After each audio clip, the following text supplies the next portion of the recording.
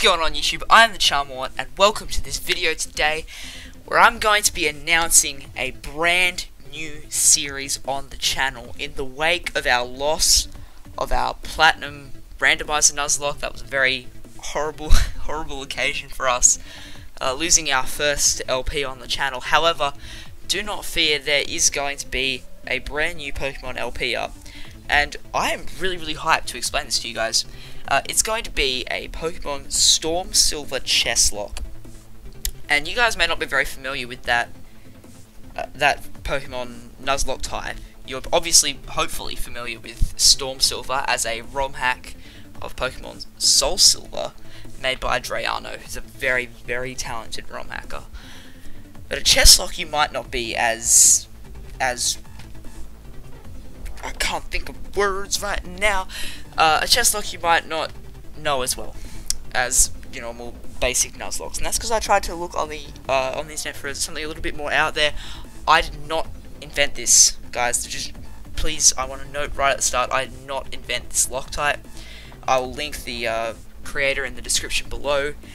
But I saw this and thought it was really cool. So it's a lock type based around the game of chess, which I hope, even though you might not be very good at it, like I am, I'm terrible at it. But sorry, just took a drink there. But I hope you guys are all familiar with the game of chess. So you got your basic Nuzlocke rules, right? You got your basic. You must catch the first encounter. Well, you don't have to catch the first encounter you see on each route, but you have to try and catch the first encounter you see on each route. Whenever a Pokemon faints, it is considered dead, and you cannot use it again. You must box it or release it into the wild. I personally will be boxing it in a dead box, never to be used again. And the final rule of a normal Nuzlocke is that you must nickname all of the Pokemon you receive.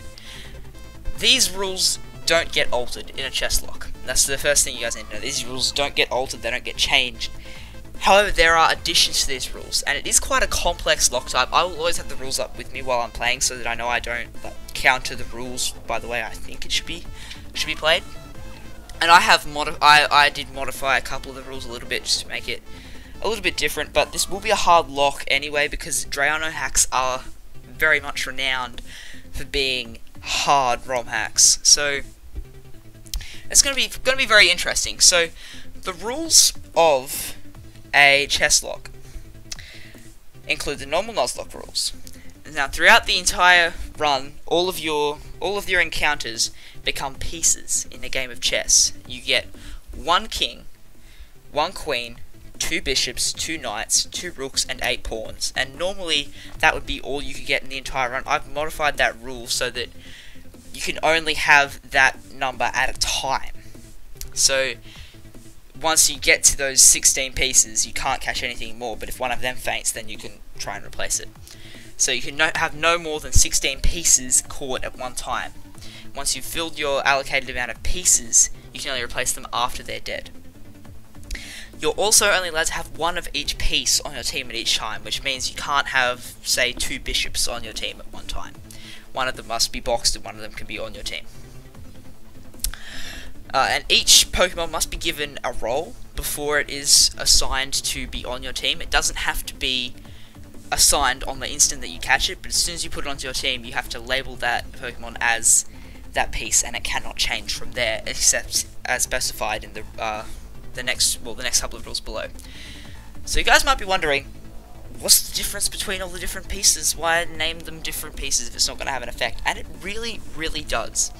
So basically, your starter Pokemon is the king. Simple enough.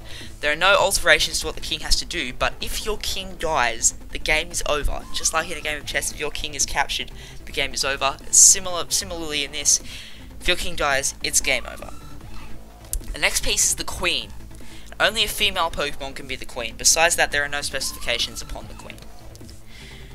Next piece is the bishop. The bishop is a little bit different to those two above. Bishop can only have 2 damaging moves at a time.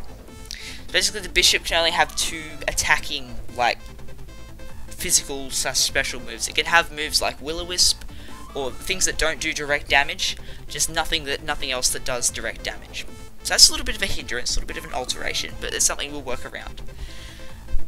Next piece is the Knight. Second to last piece, actually, is the Knight.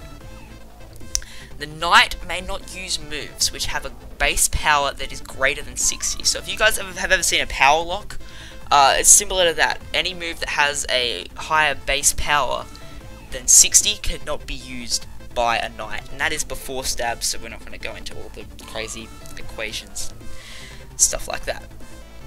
Actually, no, it wasn't the second to last piece. The second to last piece is the Rook. Most people know it as the castle.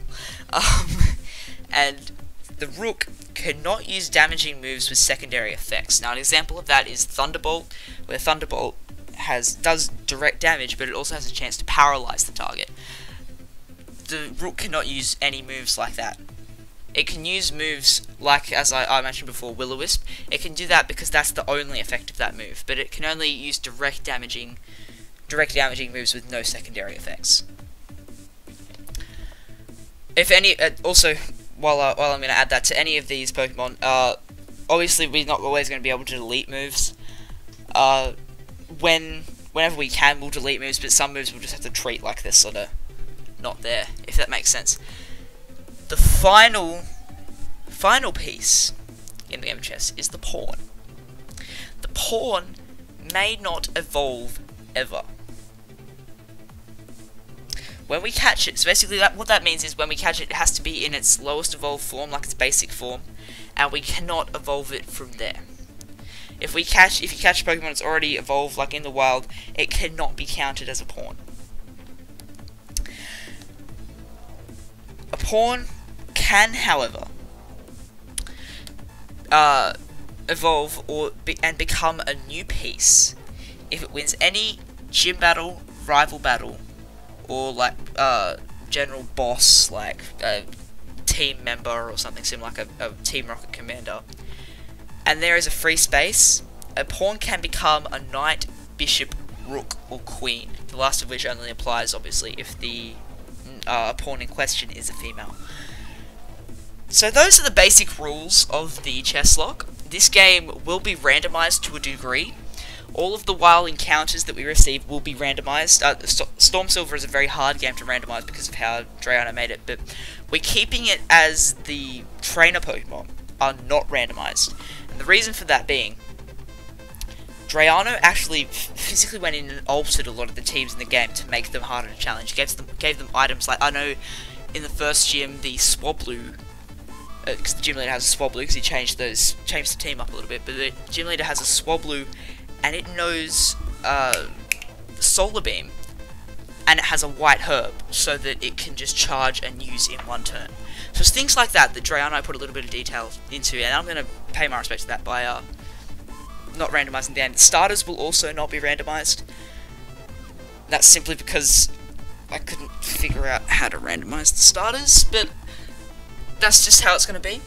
Just how we're rolling with this. So those are the basic rules of the Chesslock. Now, if you are hyped to see this series, like I am so hyped to record this, do not forget to leave a like, comment, and subscribe to not miss any episodes, because this is going to be a hyped LP. But until next time, guys, I am the Charmor, and I'll see you guys then. Bye!